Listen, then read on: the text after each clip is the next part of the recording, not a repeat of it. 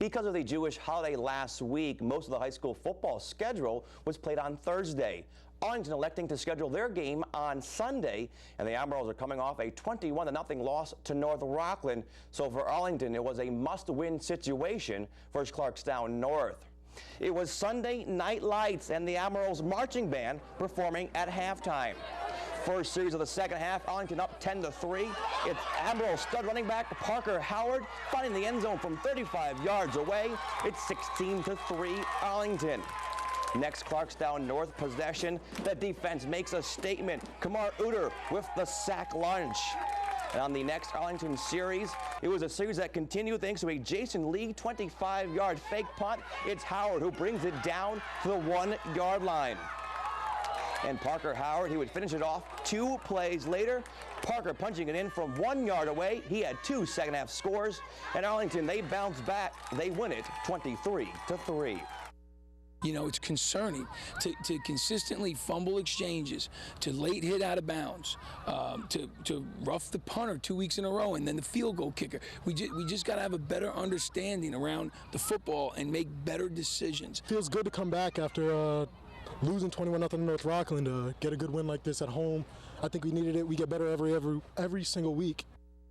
And in college football, Army and Marist both on the road this past weekend. And for Army, Zach Dysert passing for 342 yards and 4 scores, including the game-winning touchdown halfway through the fourth as Miami of Ohio bamboozles Army, rallying from a 14-point second-half deficit to defeat the Black Knights 35-28. Ray Maples rushing for 111 yards and a score for Army. And Marist snaps a 4-game losing streak, topping Davidson 13-9. The Red Foxes defense, which entered the game first in the Pioneer Football League in yards allowed, did not allow a touchdown and held Davidson to 226 yards of total offense. The Hudson Valley National Adult Baseball Association is in their 4th season of existence. Each year, the league continues to grow and continues to showcase the best adult baseball in the Hudson Valley. Over the weekend, the championship series, a best-of-3 series pitting the Mariners and the Black Sox. The Mariners taking Game 1 6-5, and we go to Game 2. The Mariners winners of 2 of the last 3 championships, the Black Sox playing in their first championship. Top 5, the Mariners trailing 2-0 with the tying runs on base. But Jay Mueller tells Jenkins, you don't have to go home, but you can't stay here. 11 Ks to the Black Sox ace. Bottom 5, Wappinger Falls, Jay DeLeo, he rifles it to right, and this sends Ketchum's Mike Shakatano to third. Oy vey, a throwing error allows Shaq to come in to score. It's 3-0 Black Sox. Top 6, John Barone. He was named the HVNABA MVP for the 2nd straight year. He gives it a ride to left, and it's Todd Schaefer showcasing some clever leather. Was ruled a catch. Top 7, Ketchum grad Steve Orphis attempting to steal home, and he is out at the plate. The Black Sox, they take Game 2 by a score of 3-1. So later on Sunday, a winner-take-all game. We go top 1, the Black Sox jumping out in front. Mike Shakatano, he walks the line, the left field line. Brings in 2 runs, including Wappinger's Chris Daniels. The Black Sox take a 2-0 lead. Bottom 3, the Mariners down 2-1. Steve Aragema, the 2009 MVP, going the other way. 3 hits and 2 ribbies for Steve. This plates Dan Slate. We got ourselves a ball game tied up at 2. Bottom 4, 2 on for Dan Slate, and a base hit to center. 2 runs, including Jake Slate, who went 4 for 4 coming to score. It's 4-2 Mariners. And the Mariners would break the game open in the 7th, putting up a 5 spot.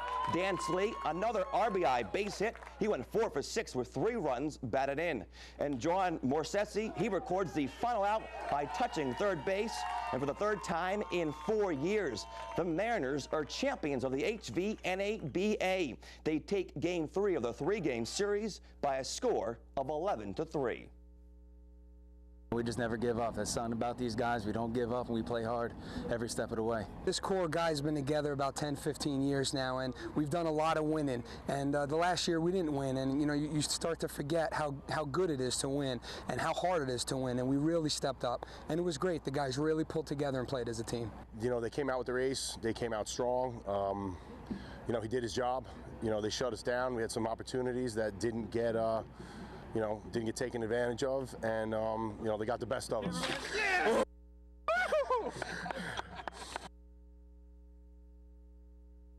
And that's going to do it for sports. Hey, that's a tough loss for Army. Knocked them out of the bowl picture, didn't it?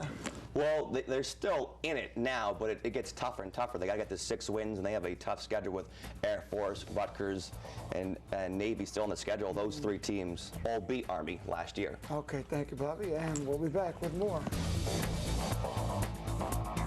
Don't mail out or throw away mismatched earrings or broken jewelry. Bring them to Anthony Jewelers 2. At Anthony Jewelers 2 in Fishkill, we pay instant cash for old jewelry, coins, and paper money.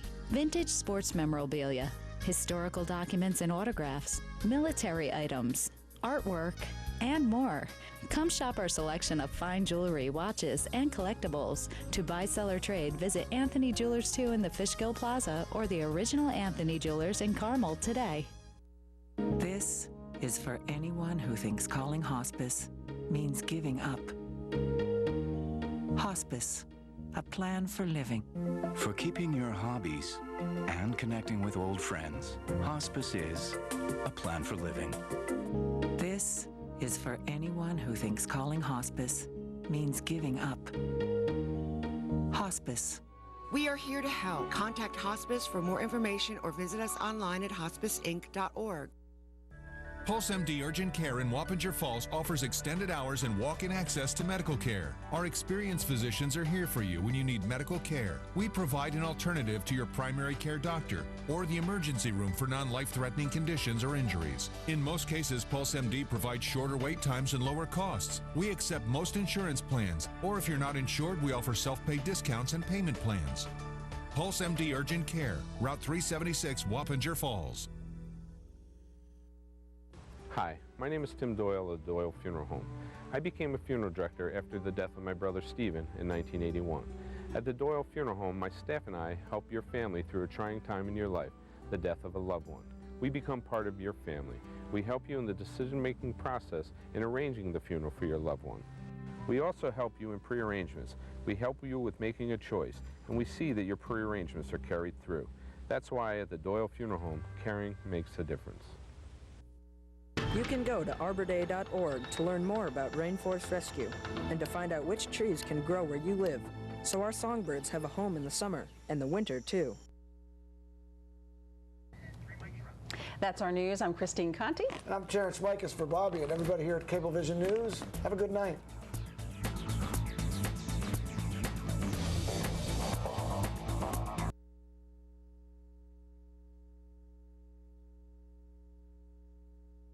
The following is an exclusive presentation of Cablevision local programming. TV that's close to home. The state of New York State. New York State Senator Greg Ball is going to talk about that next on Meet the Leaders.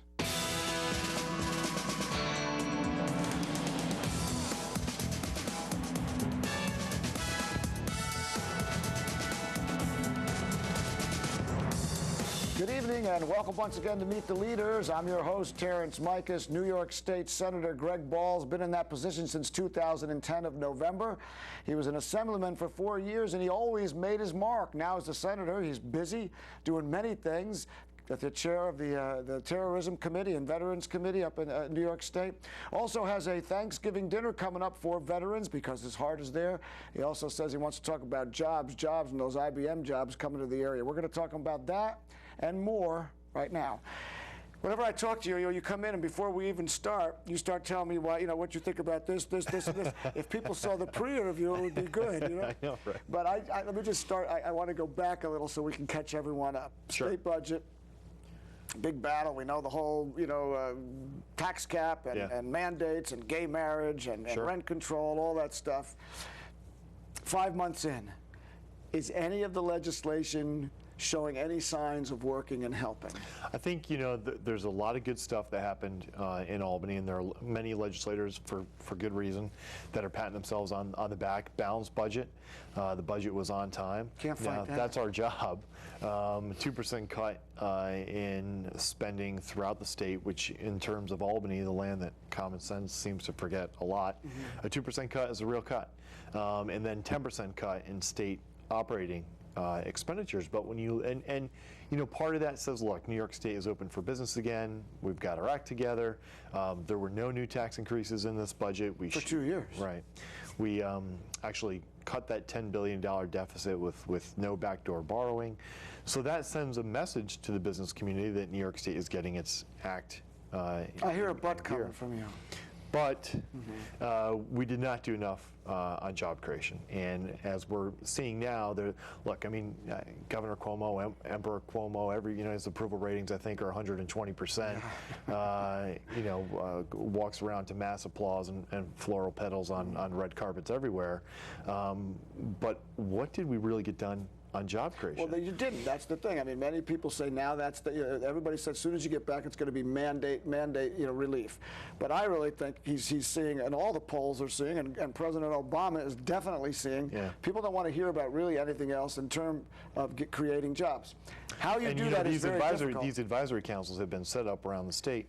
But as when I'm sitting with my staff, I say there's activity, and then there are results. Too slow. We are a results-centered office. That's how I run my Senate office, on results, not on activity.